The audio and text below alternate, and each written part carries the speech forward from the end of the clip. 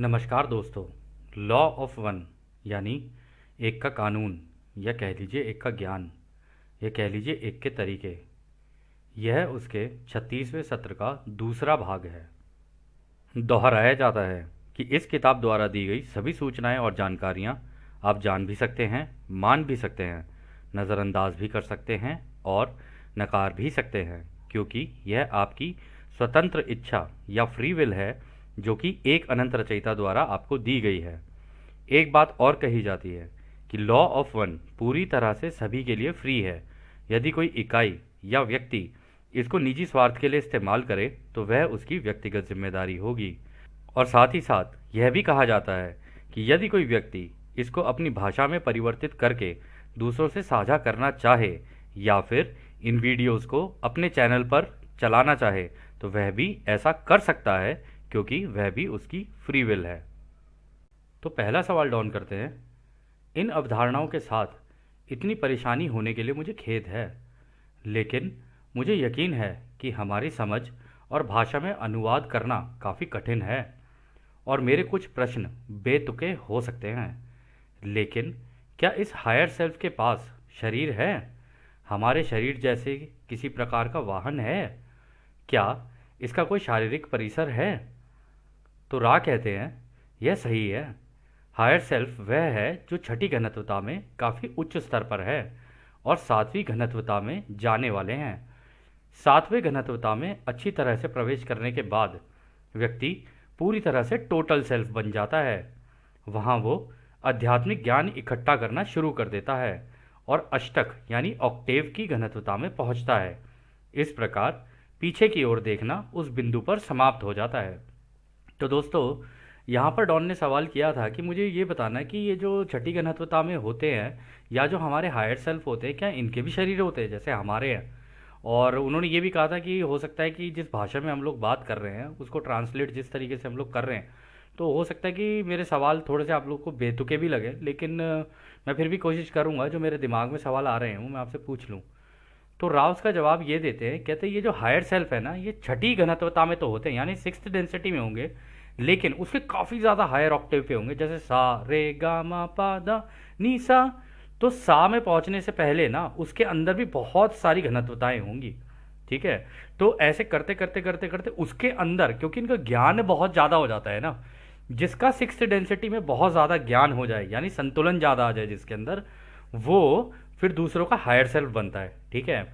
और उसके बाद वो टोटल सेल्फ बनता है। टोटल सेल्फ आपको याद होगा, हमने बताया था जब तक वो सूरज के अंदर है तब तक वो हायर सेल्फ है, और जब सूरज से निकल के यहाँ पे इस गैलेक्सी के सेंटर में यानी गैलेक्टिक सेंटर में आ गया ना, तब वो टोटल सेल्फ बन जाता है। यानी अब वो यहाँ से बैठ के पूरे ब्रह्मांड के अंदर क्या क्या गतिविधियाँ चल रही है ना, एक ही जगह टाइमलेस स्टेट के अंदर बैठ के देख सकता है। यानी कि वहाँ पे वक्त का कुछ नहीं है। यहाँ पे जितनी चीज़ें चल रही है ना, वो सारी एक ही वक्त पर घटित होंगी यहाँ सेंटर में, और यहीं से वो जितना चाहे उतना आध्यात्मिक ज्ञान बटोर सकता है। और इसी में वो फिर आगे भी ये कहते हैं कि वहाँ वो आध्यात्मिक ज्ञान इकट्ठा करना शुरू कर देता है, जो कि हमने अभी बोला। फिर वो कह रहे हैं फिर वो अष्टक ऑक्टेव की घनत्वता में पहुँचता है। यानी कि आपको याद होगा, वो हम लोगों ने वो याद किया था ना, वो कॉस्मिक एग, उसके सेंटर में जो वो है ब्लैक होल, वाइट होल, उसके बीच में जो पॉइंट ऑफ सिंगुलैरिटी है वहाँ पहुँच जाता है और वहाँ पूरी की तरह से अपने आप को डिसमेंटल कर देता है। और डिसमेंटल करने के बाद उन्होंने कहा है ना कि पीछे देखना उस बिंदु पर समाप्त हो जाता है। तो यानी वो जितने भी अनुभव होते हैं सारे ले चुका होता है। अब उसके अनुभव खत्म हो गए हैं। अब वो दूसरी साइड से व्हाइट होल से निकलेगा नया बनकर, और फिर दोबारा नए अनुभव लेने शुरू करेगा, क्योंकि वहाँ पर जो टोटल जो बन के निकलते हैं ना, वहाँ से जितने पिछले अनुभव इकट्ठे हुए होते हैं ना, फिर उनके अंदर और बेटर बेटर बेटर एक्सपेरिमेंट्स होने शुरू होते हैं और नए नए तरीके के ग्रह और नए नए तरीके के अनुभवों का जन्म होता है और नई नई तरीके की गैलेक्सीज का जन्म होता है। तो फिर अगला सवाल डॉन करते हैं, क्या प्रत्येक व्यक्ति का हायर सेल्फ छठी घनत्वता की प्रकृति का होता है? तो रा कहते हैं हाँ, यह सही है। यह खुद का खुद के प्रति कर्तव्य सम्मान होता है जब कोई छठी घनत्वता से सातवीं घनत्वता की ओर बढ़ता है। तो यानी एक बार जब कोई छठी घनत्वता में पहुंच गया ना, फिर उसे अपने ऊपर और ज़्यादा काम करना पड़ता है और अपने ऊपर जो वो काम कर रहा होता है ना, ठीक है, अपने ऊपर जो ज्ञान ले रहा होता है, अपने बारे में और समझ रहा होता है और ज्ञान ले रहा होता है, और साथ ही साथ अपने जो नीचे के ऑक्टेव हैं, यानी कि पांचवी घनत्वता, चौथी घनत्वता, तीसरी घनत्वता, उनको जो सपोर्ट दे रहा होता है, उनकी जो सेवा दे रहा होता है ना अपनी, उसको करते करते फिर वो सातवीं घनत्वता की ओर बढ़ता है, यानी कि इस गैलेक्टिक सेंटर की ओर बढ़ता है। फिर अगला सवाल डाउन करते हैं। मुझे ये निश्चित कर लेने दीजिए कि मैं यह समझ पाया हूँ। हमने कई लोगों के बारे में बात की है। उदाहरण के तौर पर पिछले सत्र में हमने जॉर्ज पैटन की बात की थी। जब जॉर्ज पैटन के जन्म करीब 40 वर्ष पहले हुआ था, तब उसका हायर सेल्फ छठी घनत्वता में था। क्या ये सही है? तो यहाँ पर उन्होंने, जो डॉन ने वही सवाल किया जो जॉर्ज पैटन, आपको याद होगा, वो जो आर्मी में मेजर था या जनरल था, उसके बारे में बात हो रही है। वो कह रहे क्या उनका हायर सेल्फ भी छठी घनत्वता का था क्या? तो रा कहते हैं यह सही है। हम इस समय ये ध्यान देना चाहते हैं कि हर व्यक्ति के पास कई लोग होते हैं जिसे वो आंतरिक समर्थन के लिए बुला सकते हैं। इनमें से कोई भी एक व्यक्ति द्वारा टोटल सेल्फ के रूप में लिया जा सकता है। बहरहाल मामला यह नहीं है। टोटल सेल्फ जो भी समझदारी में हो रहा होता है उसका अस्पष्ट संग्रह करता है, तथा हायर सेल्फ टोटल सेल्फ का हिस्सा या मैनिफेस्टेशन होता है, जो कि किसी भी व्यक्ति के पुनर्जन्म के चक्र में देह मुक्त यानी डिस्कार्नेट हिस्से के दौरान भी संवाद कर सकते हैं। और जब सही रास्ते या चैनल के द्वारा दिमाग की जड़ें खुल जाएं, तो वे जीवन के दौरान भी व्यक्ति के साथ संवाद कर सकते हैं, यानी कि हायर सेल्फ जिंदा रहते हुए और मरने के बाद भी व्यक्ति के साथ बातचीत करके उनके माध्यम उन्हें दे सकते हैं। तो दोस्तों ये बात भी बहुत बढ़िया बताई इन्होंने। इन्होंने कहा कि जो हमारा हायर सेल्फ होता है ना, वो हम हर जगह पे एक्चुअली वो है, प्रेजेंट है। यानी हम चौथी घनत्वता में भी, पांचवी में भी, छठी में भी, हम हर जगह पे प्रेजेंट है। तो ये हमारी मेडिटेशन के अंदर जब हम लोग कर रहे होते हैं ना, तो उन्हीं में से ही कोई हमें मतलब ज्ञान दे रहा होता है। और इधर से बाय द वे आप लोगों को ये बता दें, जब वो आप उनसे ज्ञान बटोर रहे होते हैं, बीच बीच में ऑराइन ग्रुप भी अपनी अपनी इन्फॉर्मेशन डालने की कोशिश करता है। लेकिन इसलिए उसको कहते हैं कि अपने दिमाग में, तभी राह ने कहा था मेडिटेशन करते हुए, जो दिख रहा है उसका उल्टा और उल्टे का सीधा, अगर ऐसे करते रहोगे तो तुम्हारा संतुलन बनता रहेगा। तो यानी अगर ओरायन ऐसा करने की कोशिश करे, या फिर कन्फेडरेशन से अगर आप अपनी हेल्प ले रहे हो, या अपने हायर सेल्फ से, चाहे वो चौथी का हो, पांचवी का हो, छठी का हो, उनसे अगर आप इन्फॉर्मेशन बटोर रहे हो ना, तो जब आप दोनों साइड देख के चल रहे होते हैं ना, तो गलती के चांसेस कम हो जाते हैं। ठीक है ना? और यहाँ पर वो ये कह रहे हैं कि आप चाहो तो चौथी घनत्वता का हो, पांचवी का हो, छठी का हो, आप जिस उसको चाहो तो अपना टोटल सेल्फ मान कर चल सकते हो, लेकिन ऐसा एक्चुअली में है नहीं। उन्होंने कहा है कि जो टोटल सेल्फ होता है ना, वहाँ पे क्योंकि उनके पास पूरी जानकारी है, यहाँ गैलेक्टिक सेंटर में पूरी जानकारी है कि भाई आप जब इस सूरज के आसपास लगे ग्रह में थे तो क्या थे आप, फिर इस वाले के आसपास थे तो क्या थे, इसके आसपास क्या थे, तो आपके बारे में पूरी जानकारी इनके पास है। ठीक है? तो अब आप मान लो इधर अगर पैदा हो गए, इस सूरज के आसपास अगर पैदा हुए हो, तो फिर इसका मतलब आपको जो भी जानकारी चाहिए होगी ना, ये यहाँ से लेके फिर आपको ट्रांसफ़र कर सकते हैं। और ऐसा है नहीं, आपकी जानकारी यहाँ से भी हो सकती है, यहाँ से भी हो सकती है, यहाँ से भी हो सकती है, तो यहाँ से निकाल के वो यहाँ पे इधर ट्रांसफ़र कर देंगे, जिसको भी अपने हायर सेल्फ से चाहिए होता है। और इसमें उन्होंने कहा कि जो हायर सेल्फ होता है वो टोटल सेल्फ का हिस्सा या मैनिफेस्टेशन होता है। बिल्कुल सही बात कही है उन्होंने। यहाँ पे अगर आप गैलेक्टिक सेंटर देखोगे तो ये भी तो सूरज की तरह ही है, और ये जितने भी सूरज लगे हुए हैं ये भी सारी इसकी कॉपी ही है। तो इसका मतलब उन्होंने सही कहा है कि ये हायर सेल्फ जो है वो मैनिफेस्टेशन होता है टोटल सेल्फ का। ठीक है? और उन्होंने एक चीज़ और कही है यहाँ पे कि पुनर्जन्म, यानी जब हम जन्म ले लेते हैं, अगर हम अपने भूलने का पर्दा मेडिटेशन के अंदर जाके तोड़ दें तो ही हम डायरेक्ट संवाद कर सकते हैं, या फिर अगर मरने के बाद जब हम जाते हैं ना, तब भी हमारा हायर सेल्फ दोनों अवस्थाओं में हमसे बात कर सकता है कि ये लो तुम्हारे माध्यम तुम्हारे ये थे, इतने तुमने इस्तेमाल कर लिए, इतने तुमने इस्तेमाल नहीं किए, या आगे आने वाले वक्त के लिए या अगले जन्म के लिए तुम्हें इन इन माध्यमों की ज़रूरत है। लेकिन अगर कोई व्यक्ति, जैसे आपको याद होगा रा ने कहा था, यदि अगर कोई तोड़ दे, इसमें शायद आगे रा कहेंगे, अगर कोई इसको तोड़ दे ना इसी जन्म में, तो चाहे तो जितने माध्यम है ना एक ही जीवन के अंदर लगा सकता है, और अपने जितने भी अनुभव है ना बहुत बढ़िया कर सकता है वो। तो अगला सवाल डाउन करते हैं। तो फिर ये चैनल्स ध्यान द्वारा खुल जाएंगी, और मैं अनुमान लगा रहा हूँ कि एक तीव्र ध्रुवीकरण इसमें मदद करेगा। क्या यह सही है? तो डॉन यहाँ पर कह रहे हैं कि अच्छा, तो इसका मतलब अगर हम ध्यान अवस्था में जाएं, मेडिटेशन में जाएं, तो ये जो चैनल्स हैं हमारे जितने भी अपने हायर सेल्फ से बात करने के, कह रही ये खुल जाएंगे। और मैं इससे अनुमान लगा रहा हूँ कि जब हमारा हायर सेल्फ ही हमें इन्फॉर्मेशन दे देगा हमारी, तो इससे हमारा ध्रुवीकरण किसी भी दिशा में हो सकता है, जिसमें भी होगा बड़ा तेजी से होगा। अगर दूसरों की सेवा का है तो दूसरों की सेवा में ज़्यादा हो जाएगा, खुद की सेवा का है तो खुद की सेवा में ज़्यादा हो जाएगा। क्या ये सही है? तो रा कहते हैं ये आंशिक रूप से सही है। ये ज़रूरी यह नहीं है कि तीव्र रूप से व्यक्ति में ध्रुवीकरण विकसित हो जाए। यदि इच्छा या आवश्यकता है तो भी हायर सेल्फ से संपर्क हो जाता है। जीवन के अनुभव का हर रास्ता अनोखा होता है।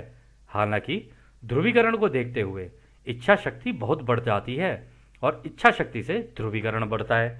तो बिल्कुल सही बात बोली यहाँ पे रा ने कहा कि देखो ये कहा नहीं जा सकता कि उसका ध्रुवीकरण एकदम से झुकाव एकदम से ज़्यादा हो जाए उस दिशा के अंदर। कह रहे लेकिन अगर इस तरीके की चीज़ हो जाती है, अगर आपने चैनल अपना खोल लिया, तो आप इच्छा से जब चाहो अपने हायर सेल्फ से संपर्क कर सकते हो।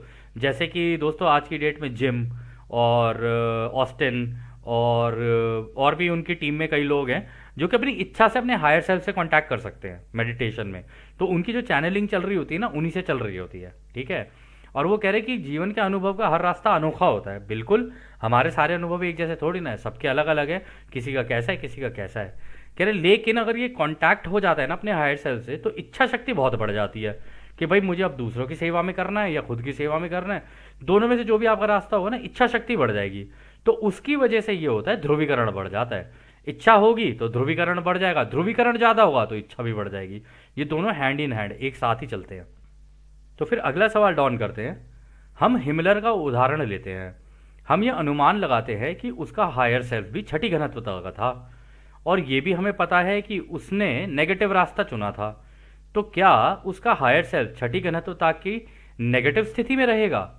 तो रा कहते हैं ऐसी कोई भी नेगेटिव व्यक्ति नहीं है जो हायर सेल्फ बन पाया हो, जो कि छठी घनत्वता के अंतिम पड़ाव में बैठे टोटल सेल्फ का सम्मान कर्तव्य है, जैसा कि आप समय को नापते हैं।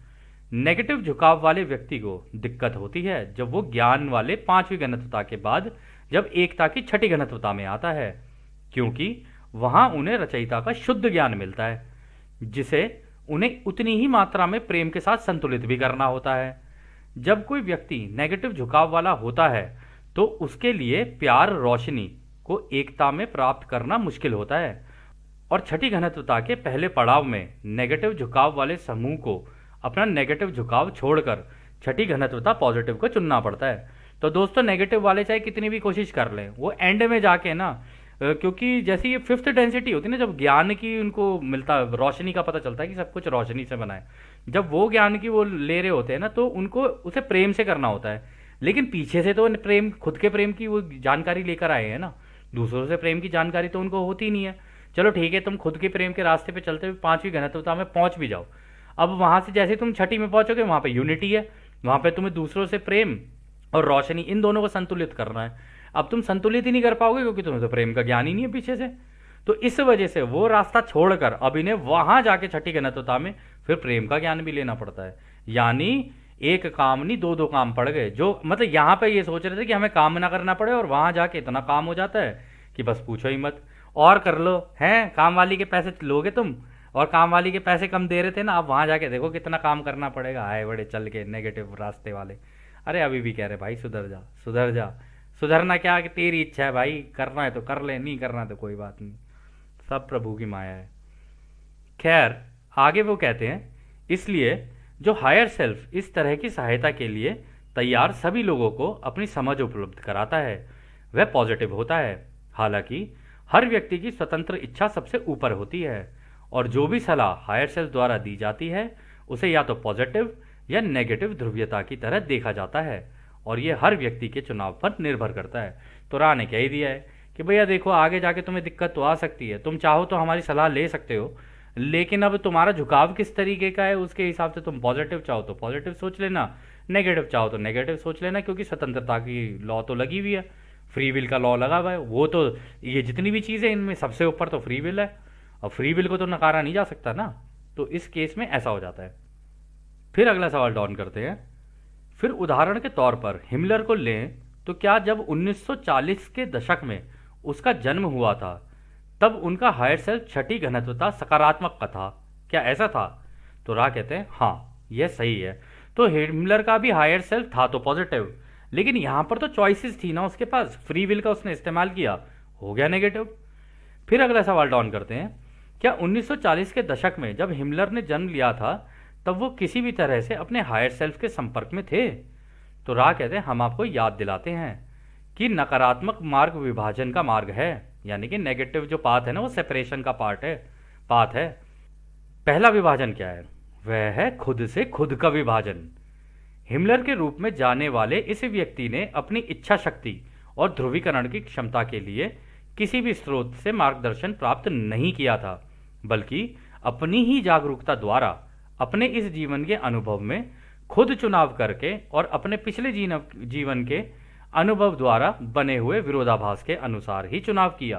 तो वो कह रहे हैं कि भैया उसके कर्म ही पिछले कुछ ऐसे थे कि जब वो यहाँ पर आया ना उसकी वजह से उसका झुकाव ही कुछ इस तरीके का था, तो इसलिए वो हो गया। और ऊपर से यहाँ पर फ्री विल तो थी ही उसके पास, फ्री विल का इस्तेमाल करके जितना वो अपनी बुद्धि का और अपने दिल का इस्तेमाल कर सकता था उसके हिसाब से जो जो उसे ठीक लगता गया वो करता चला गया। लेकिन इस पूरी बात में सबसे इंपॉर्टेंट चीज उन्होंने पता है क्या बोली? सबसे पहला विभाजन क्या है? सबसे पहला विभाजन है खुद का खुद से विभाजन। यानी कि अपने आप को दूसरों से जब भी आप अलग करके सोच के चलोगे ना कि मैं स्पेशल हूं दूसरों से, या मुझे स्पेशल ट्रीटमेंट चाहिए, या अपने आप के बारे में सोचने वाला कि भाई हाँ मैं स्पेशल हूं, मैं स्पेशल हूं, अगर इस तरीके से कर रहे हो ना तो आप ऑटोमेटिकली अपने आप को अपने से ही अलग कर रहे हो। यानी अगर आप सामने वाले से भी अपने आप को अलग कर रहे हो तो एक तरीके से आपने अपने आप को ही अपने से अलग कर लिया, और इस वजह से आप ना एक सपने की दुनिया में जी रहे हो तो कि मैं ही स्पेशल हूँ, मैं ही स्पेशल हूँ, कि मैं ही हूँ आज वो हीरोइन जो कि बस जी पूछो मत, आज लगा ली लिपस्टिक, आज लगा ली बिंदिया और उसके बाद रात को ना आ रही नींदिया। तो खैर आगे सवाल डाउन करते हैं। ठीक है, तो मान लेते हैं उदाहरण के लिए जब हिमलर छठी घनत्वता नकारात्मक की शुरुआत में पहुंचता है तो क्या उस समय ऐसा हुआ होगा कि उसे यह एहसास हुआ होगा कि उसका हायर सेल्फ छठी घनत्वता पॉजिटिव का है और इस कारण से उसने नकारात्मक और सकारात्मक की ओर आने का सोचा होगा? तो यहाँ पर डॉन कह रहे हैं कि अगर हम इसका उदाहरण लें और वो छठी घनत्वता में पहुंच जाए और वहां पर उसको मिले उसका हायर सेल्फ जो कि पॉजिटिव है, तो इस केस में वो उसके उसके साथ क्या होगा? मतलब क्योंकि नकारात्मक और सकारात्मक दोनों चीज़ों का तो बैलेंस है वहाँ पे, अब कैसे मतलब वो आगे क्या करने की सोचेगा फिर वो? तो रा कहते हैं ये गलत है। छठी घनत्वता के नेगेटिव व्यक्ति अत्यंत बुद्धिमान हैं। वे स्वयं की सेवा के मार्ग के व्यक्तियों में छठी घनत्वता की एकता को व्यक्त करने की क्षमता की कमी के कारण होने वाली आध्यात्मिक एंट्रोपी को देखते हैं।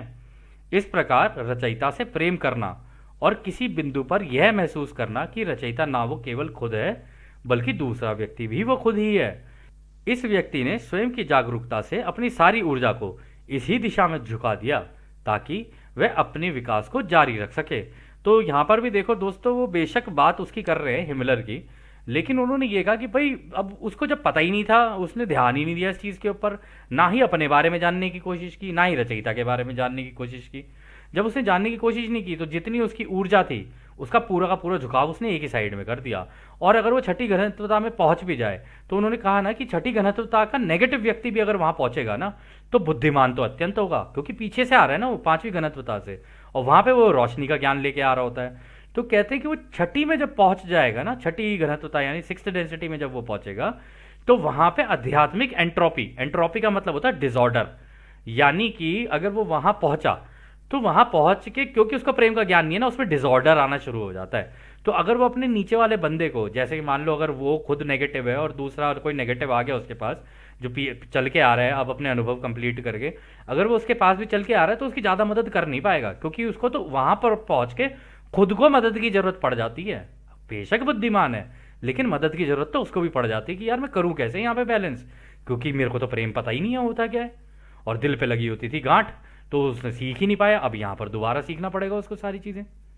तो फिर अगला सवाल डाउन करते हैं। तब छठी घनत्वता वाले व्यक्ति जिनका झुकाव पॉजिटिव रूप में उस बिंदु पर पहुंच जाए तो शायद वह घुमक्कड़ यानी वॉन्डर बनना चुनते हैं और वापस आते हैं। मैं सोच रहा हूं कि क्या कभी छठी घनत्वता नेगेटिव व्यक्ति के साथ भी ऐसा होता है?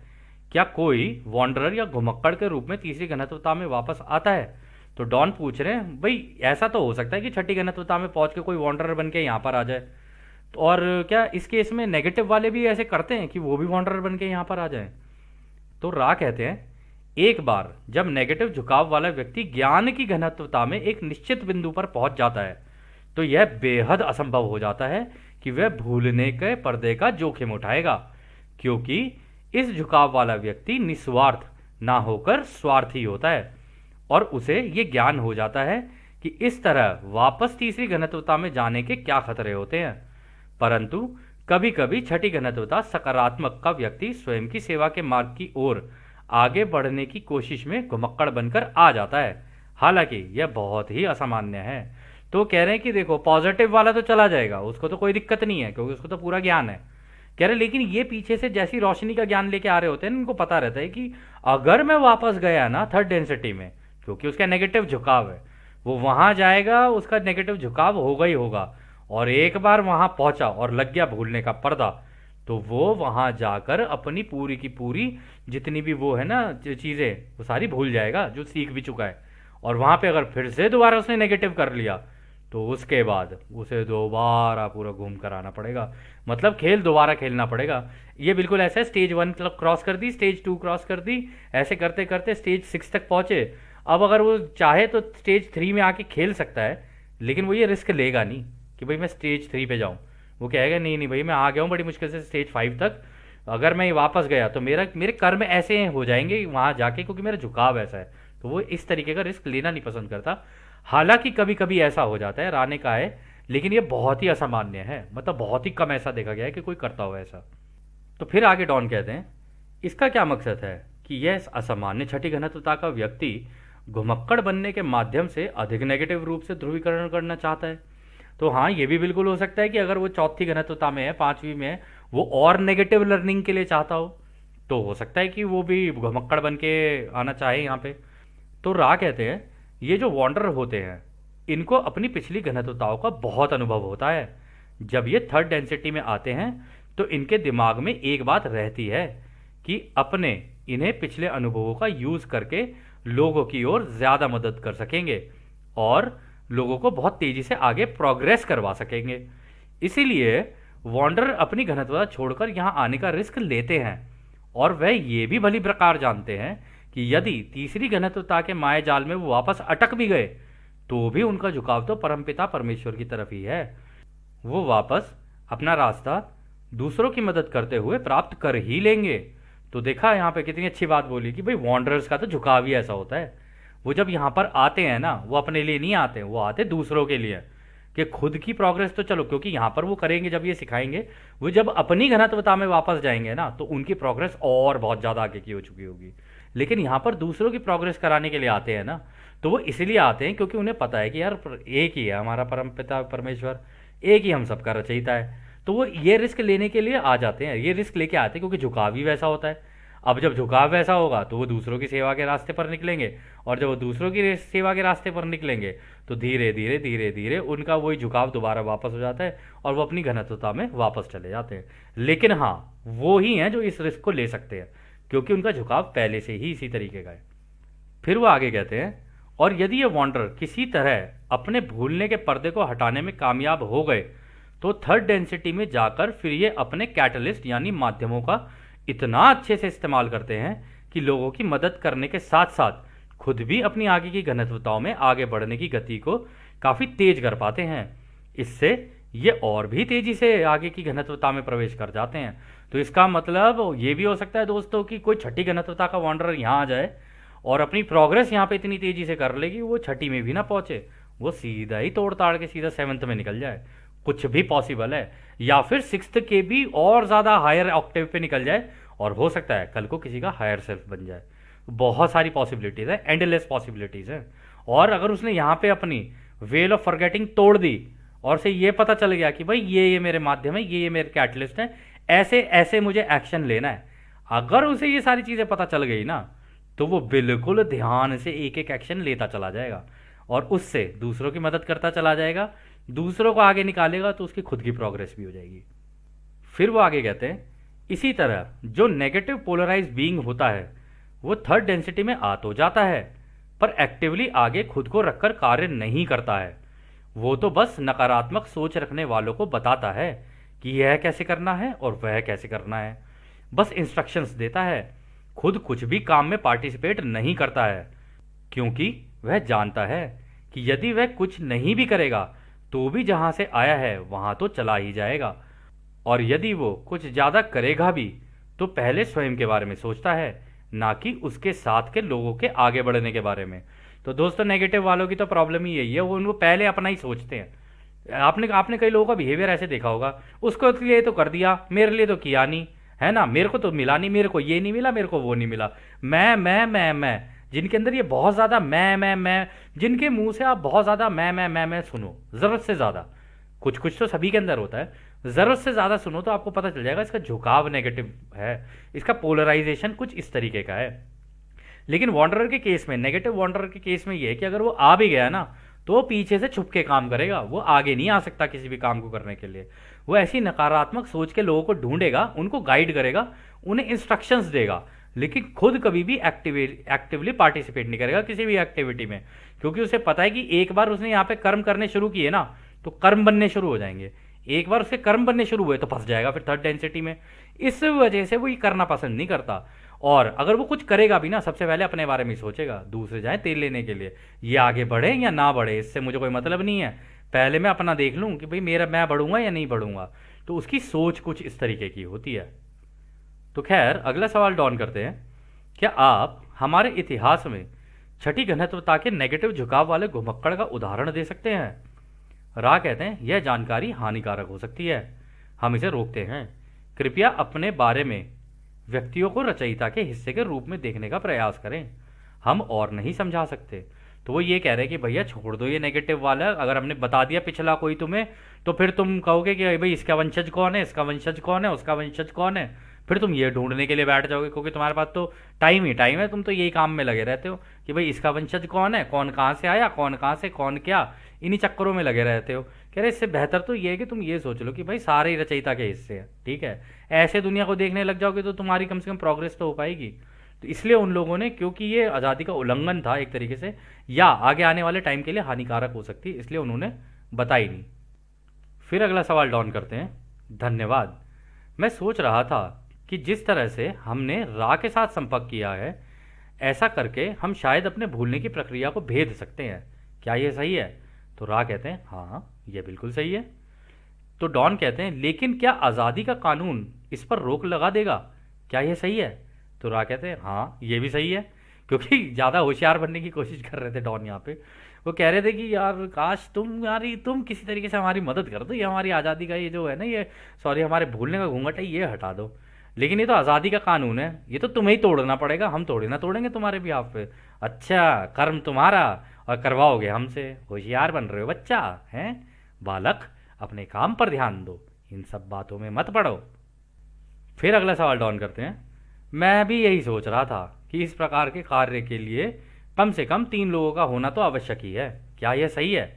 तो रा कहते हैं, कार्ला की सुरक्षा के लिए इस समूह में इतने लोग आवश्यक हैं, और इस समूह में असाधारण सौहार्द हार्मनी को देखते हुए भी इतने लोग काफ़ी हैं।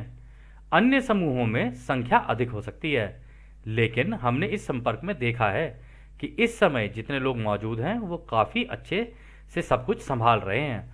तो दोस्तों देखो, आप लोगों ने सुना होगा काफ़ी लोग चैनलिंग अकेले अकेले करने लग जाते हैं। अब आप अकेले चैनलिंग कर तो लोगे, लेकिन चैनलिंग के टाइम पे बहुत सारी चीज़ों का ध्यान रखना होता है, और अगर आपके साथ कोई सपोर्ट और कोई सहायता में नहीं है ना, तो फिर चैनलिंग करने का कोई फ़ायदा नहीं है, आपके ऊपर साइकिक अटैक्स हो जाएंगे, ठीक है। और आपको पता भी नहीं चलेगा कि आप जो इन्फॉर्मेशन चैनल कर रहे हो आप किससे कर रहे हो, आप कन्फेडरेशन से कर रहे हो, ओरायन से कर रहे हो, किससे कर रहे हो, आपको पता ही नहीं चलेगा, ठीक है ना। और ना ही आपको कोई बताने वाला, क्योंकि आप पूछोगे ही नहीं, आप चेक ही नहीं करोगे, क्योंकि साइड में जब कोई सवाल करता ही नहीं है और आप अपने मन से सवाल करे चले जा रहे हो। पहली बात तो चैनलर जो होता है ना, वो खुद अपने मन से सवाल नहीं पूछ सकता कि भाई ये मेरे सवाल है, वो तो बस सुनता है उस चीज़ को, फिर उस चैनलर के मुंह से जवाब आते हैं बस। चैनलर सवाल नहीं करता है, सवाल करता हमेशा कोई और होता है। तो फिर अगला सवाल डॉन करते हैं, मैं हायर सेल्फ के बारे में एक जगह पर थोड़ा अस्पष्ट हूँ, मैं यह अनुमान लगा रहा हूँ कि हम सभी का अलग अलग हायर सेल्फ है जो कि छठी घनत्वता के पॉजिटिव स्तर पर है, क्या यह सही है? इस कमरे में हम यानी कि तीनों का अलग अलग हायर सेल्फ है? तो रा कहते हैं, यह अंतिम पूर्ण प्रश्न होगा, हम आपके सवाल के इरादे को पूरा करने का प्रयास करेंगे जैसा कि हम इसे समझते हैं। कृपया कोई और जानकारी चाहो तो पूछ सकते हो। सबसे पहले यह सही है कि आप में से हर एक के पास एक हायर सेल्फ है, जैसा कि आप इसे कह सकते हैं। हालांकि आप तीनों के बीच सद्भाव हार्मनी से मिलके कार्य करने के कारण यह देखा गया है कि आप तीनों के हायर सेल्फ के बीच भी वैसी ही सामंजस्यपूर्ण या हार्मोनियस व्यवहार देखा जा सकता है। अर्थात प्रत्येक समूह में एक प्रकार का हायर सेल्फ होता है जिसे शब्दों में समझाना कठिन है। इस समूह में ऐसे दो समूह के टोटल सेल्फ हैं जो इस समय आपके हायर सेल्फ के साथ मिलकर काम कर रहे हैं। तो दोस्तों वो ये कह रहे हैं कि जो तुम्हारे हायर सेल्फ है ना, वो ना आपस में उनकी बड़ी तुम्हारी क्योंकि अच्छी दोस्ती है, तुम्हारे बीच में प्रेम प्यार और सद्भावना है, तो इस वजह से उनकी बहुत अच्छी आपस में जेलिंग हो गई है। वो तीनों एक बनकर काम कर रहे हैं। लेकिन उन्होंने यहाँ पर यह भी कहा है कि तुम्हारे यहाँ पर ना इस वक्त तुम्हारे हायर सेल्फ को जो इंफॉर्मेशन मिल रही है ना, वो दो अलग अलग टोटल सेल्फ दे रहे हैं। तो इसका मतलब डॉन, कार्ला और जिम दोनों तीनों में से कोई एक या दो अलग गैलेक्सी के हैं, इस गैलेक्सी के नहीं है। या ये भी कह सकते हैं कि इन तीनों के जो टोटल सेल्फ है ना वो इसी के अंदर है, गैलेक्टिक सेंटर के अंदर, लेकिन दो अलग अलग टोटल सेल्फ हैं इसी के अंदर ही। ये भी पॉसिबिलिटी हो सकती है क्योंकि टोटल सेल्फ है तो एक ही, लेकिन इन्होंने कहा कि हम तो टोटल सेल्फ के ही हिस्से हैं ना, तो इसी टोटल सेल्फ के अंदर भी तो और हिस्से हो सकते हैं। तो अगर अंदर और हिस्से हो सकते हैं तो ये बिल्कुल पॉसिबल है कि इन तीनों में से किसी एक का टोटल सेल्फ अलग हो, बाकी दो का एक हो। मतलब कुछ कहा नहीं जा सकता, प्रोबेबिलिटी और पॉसिबिलिटीज बहुत हैं यहाँ पे। फिर अगला सवाल डाउन करते हैं। कभी कभी हमारे लिए इस प्रकार के विषयों का छोटा सा प्रतिशत भी समझना बहुत मुश्किल होता है क्योंकि इस विषय पर हमारा ज्ञान सीमित है। मुझे लगता है कि थोड़ा सा ध्यान हमें आज के संपर्क के विषयों पर प्रश्न के तैयार करने में मदद करेगा। तो रा कहते हैं, क्या हमारे कार्ला के शरीर को छोड़ने से पहले आपका कोई और छोटा प्रश्न है? तो डॉन यही कह रहे थे कि हमें ना इस तरीके के कॉन्सेप्ट को समझने में थोड़ी सी मुश्किल हो रही है, लेकिन हाँ इस सेशन के बाद हो सकता है हमें थोड़े से और बेहतर समझ में आए। तो खैर आखिरी सवाल डाउन करते हैं। मैं केवल एक बहुत छोटा सा प्रश्न पूछूंगा जिसका उत्तर आप शायद इस संपर्क के समाप्त होने से पहले नहीं दे पाएंगे। क्या आप मुझे बता सकते हैं कि आज पृथ्वी पर कितने प्रतिशत घुमक्कड़ मेमोरी ब्लॉक या भूलने के पर्दे को भेदने में सफल रहे हैं और ये जानने में सफल हुए हैं कि वे कौन हैं? और अंत में बताइए कि क्या ऐसा कुछ है जो हम कार्ला को और अधिक आरामदायक बनाने या संपर्क में सुधार लाने के लिए कर सकते हैं? तो रा कहते हैं, हम उन लोगों के प्रतिशत का अनुमान लगा सकते हैं जिन्होंने इस घूंघट को अपनी बुद्धिमानी से भेद लिया है। यह 8.5 और 9 और 3/4% के बीच है। तो वो ये कह रहे हैं कि जो टोटल हमारी पूरी जनसंख्या है ना, उसका पहले 8.5% निकाल लो, फिर जो बच जाए उसका 9% निकाल लो, फिर जो बच जाए उसका 3/4% निकाल लो। उन सब का जब तुम सम करोगे ना तब जाके तुम्हें वो नंबर मिलेगा, क्योंकि किसने कितनी भेदी है ना उसके हिसाब से उन्होंने 8.5, 9% और 3/4% कर रखा है इसको।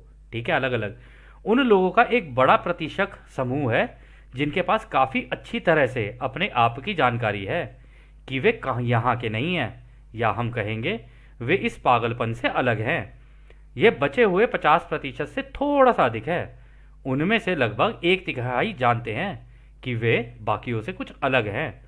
तो आप देखकर कह सकते हैं कि एक घुमक्कड़ होने के ज्ञान को जगाने की कई ग्रेड हैं। हमें आशा है कि ऐसे समूहों को देखते हुए ये आपको समझ आ जाएगा।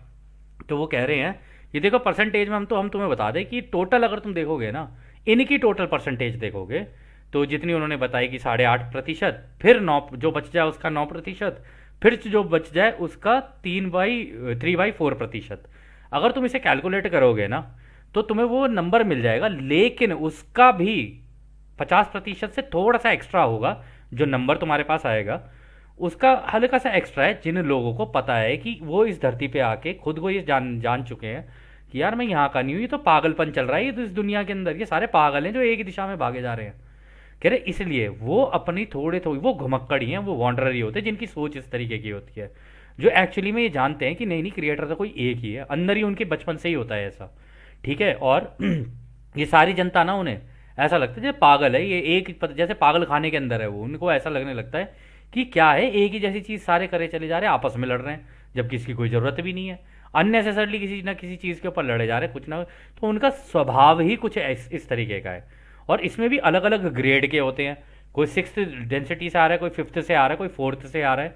तो अलग अलग ग्रेड के भी आ रखे हैं। तो वो ये कह रहे हैं कि लेकिन तुम्हें पता चल जाएगा अगर तुम इस तरीके के लोगों को देखोगे ना, तो उनके बिहेवियर से तुमको पता चल जाएगा कि हाँ ये वॉन्डरर है। इनको ये नॉर्मल जनता वाला हिसाब किताब समझ आता नहीं है। वो इसलिए क्योंकि वो इनके साथ हंस खेल भी लेंगे, मस्ती भी कर लेंगे, लेकिन उन्हें पता है कि यार अंत में ये घूम फिर के फिर दोबारा विभाजन में घुसेंगे। इन्हें विभाजन ही पसंद है। और जबकि इनको यूनिटी पसंद होती है, क्योंकि इन्हें पता होता है अंदर से कि क्रिएटर एक है, क्रिएटर की यूनिटी से प्यार होता है इन्हें, इसलिए सबसे प्यार होता है। ये कभी भी दुनिया को अलग देख के नहीं चलते। तो जब भी वो किसी भी तरीके का विभाजन होता हुआ देख रहे होते हैं ना, तो उनको अंदर से बुरा लगने लग जाता है और वो टोटल यूनिटी की बात करना शुरू कर देते हैं।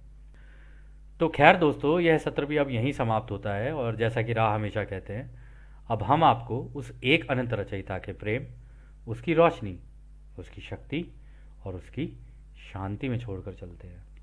आदने हमारे दोस्तों, आदने वासु। धन्यवाद।